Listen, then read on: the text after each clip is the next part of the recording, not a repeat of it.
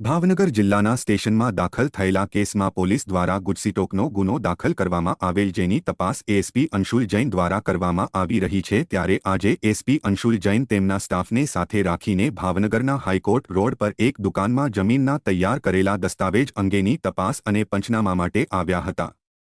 જો કે પોલીસના બિનસત્તાવાર સૂત્રોમાંથી મળતી માહિતી મુજબ તગડી ગામ કે તેની આજુબાજુની જમીનના બનેલા દસ્તાવેજ મામલે એસપી અંશુલ જૈન દ્વારા ગહન તપાસ કરવામાં આવી રહી છે।